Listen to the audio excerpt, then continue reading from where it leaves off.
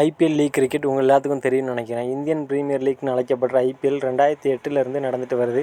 BCG நடத்தி வர்ற இந்த தொடரில் மொத்தம் 10 டீம் விளையாடிட்டு வராங்க. இந்த 10 டீமில் பார்த்திங்கன்னா இதுவரைக்கும் கப்பு ஜெயிக்காத ஆர்சிபி அணி முதல் முறையாக நடந்து முடிந்த ஐபிஎல்லில் கப்பு ஜெயிச்சு வரலாற்று வெற்றியை பதிவு செஞ்சாங்க. ஐபிஎல் போலவே பல நாடுகளில் லீக் போட்டி நடந்துட்டு வருது. அதில் ஒன்று தான் எம்எல்சின்னு என்னென்னா மேஜர் லீக் கிரிக்கெட். அமெரிக்கா நடத்துகிற இந்த தொடரில் ஐபிஎல் விளையாடுற 3 டீமும் விளையாடுறாங்க. சென்னை, மும்பை, கொல்கத்தா 3 டீம் விளையாடுறாங்க. 3 டீம்னா அதே டீமான்னு கேட்டிங்கன்னா அது கிடையாது.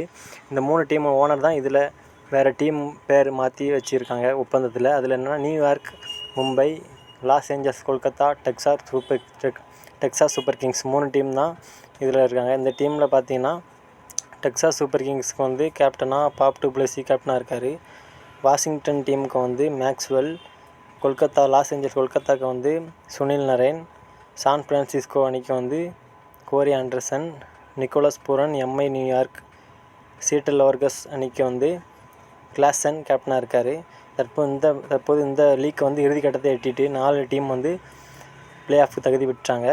முதல் முறையாக மும்பை அணி இதில் கப்பு ஜெயிச்சிருக்காங்க. இந்த லீக்கில் போன வாட்டி வாஷிங்டன் கப்பு ஜெயிச்சிருக்காங்க.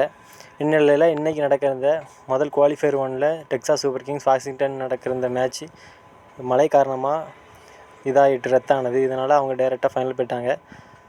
நாளைக்கு எலிமினேட்டர் போட்டியில் எம்ஐ நியூயார்க் அணியும் சான் பிரான்சிஸ்கோ அணியும் எலிமினேட்டரில் மோதுறாங்க. இதில் ஜெயிக்கிறவங்க சென்னை டெக்சாஸ் சூப்பர் கிங்ஸ் கூட குவாலிஃபயர் 2ல் மோதுவாங்க.